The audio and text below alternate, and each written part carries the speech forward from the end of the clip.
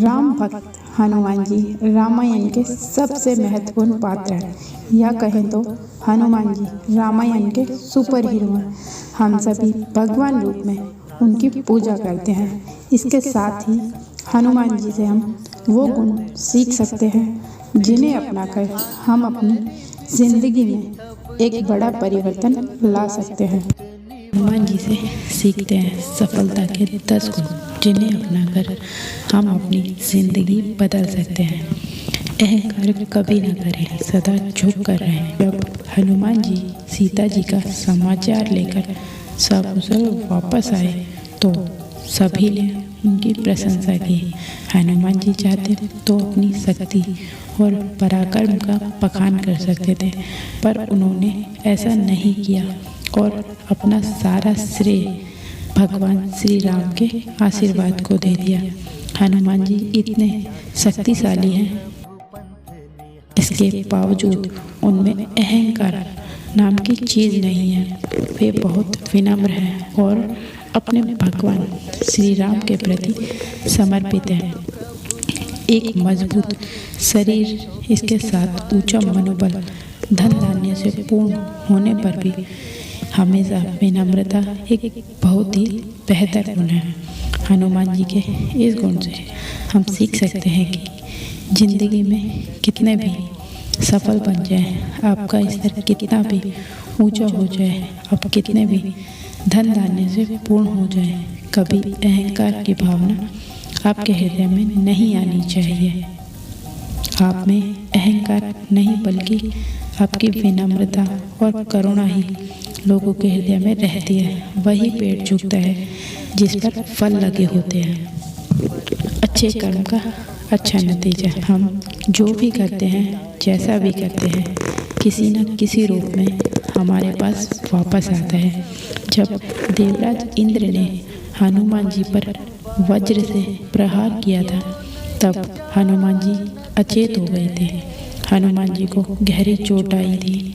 उस समय उनकी अच्छाई और उनके द्वारा किया गया कार्य काम आए और सभी देवी देवता उन्हें आशीर्वाद देने आए। सभी ने वरदान में उन्हें शक्तियाँ दी। इसी प्रकार हम सभी को निस्वार्थ भाव से अच्छे काम करने चाहिए, दूसरों की मदद करनी चाहिए। आप जैसा काम कर्म करेंगे उसके परिणाम वैसे ही होंगे। जीवन में अच्छे कर्म करो तो आपके साथ अच्छा ही होता है। निडरता, हनुमान जी निडरता का उदाहरण है। निर्भय होकर अकेले लंका जाते हैं और पूरी लंका को जलाकर वापस आ जाते हैं। हालांकि हनुमान जी की तरह हम सभी शक्तिशाली नहीं हैं, पर अपने फैसले हम सभी को निडरता से लेने चाहिए। अन्याय के खिलाफ निर्भय होकर आवाज़ उठानी चाहिए। अपने आप पर भरोसा आपको निर्भीक बनाता है। निष्ठा, वफादारी, रामायण में हनुमान जी ने कई बार प्रभु श्री राम के प्रति अपनी निष्ठा का परिचय दिया है। सुग्रीव और बाली के आपसी संघर्ष के वक्त भी प्रभु राम को बाली के वध के लिए राजी करना, क्योंकि एक सुग्रीव ही प्रभु राम की मदद कर सकते थे। इस तरह हनुमान जी ने सुग्रीव और प्रभु श्री राम दोनों के कार्य को अपने बुद्धि और चतुराई से सुगम बना दिया। यहाँ हनुमान जी की मित्र के प्रति परम निष्ठा और आदर्श स्वामी भक्ति हम सभी के लिए एक बहुत ही बड़ी सीख है। कर्तव्य निष्ठा, हनुमान जी को जो भी कार्य सौंपा गया उसे उन्होंने हर हाल में पूर्ण किया।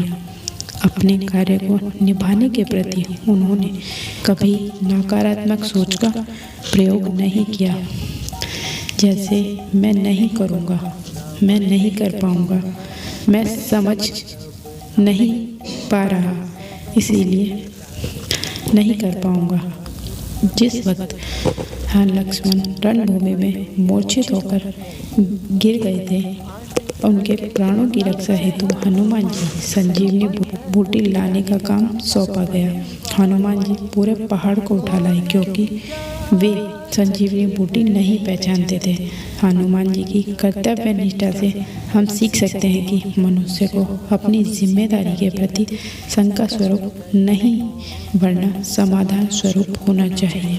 बिना स्वार्थ कर्म करना। जब से हनुमान जी ने प्रभु राम को अपना गुरु मान लिया, तब से लेकर लंका पहुंचने और अयोध्या आने पर हनुमान जी बिना किसी स्वार्थ भाव से हर काम को करते रहे। श्री राम के प्रति उनकी भक्ति निस्वार्थ थी। हम जब भी कोई काम शुरू करते हैं उसके लाभ उसके परिणाम की चिंता पहले करने लग जाते हैं। हनुमान जी द्वारा हम सीख सकते हैं कि काम करो लेकिन स्वार्थ भाव से नहीं, बल्कि पूरी निष्ठा से, बिना किसी स्वार्थ के।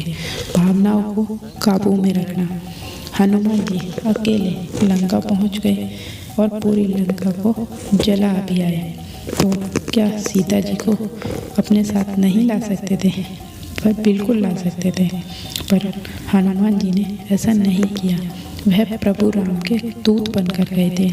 उन्होंने सीता जी से कहा, मैं चाहूँ तो आपको अभी रावण की कैद से मुक्त कराकर ले जा सकता हूँ, पर मैं ऐसा नहीं करूँगा। मैं आपको रावण की तरह चोरी से नहीं ले जाऊँगा, बल्कि प्रभु राम रावण का वध करने के बाद पूरे सम्मान के साथ आपको ले जाएंगे।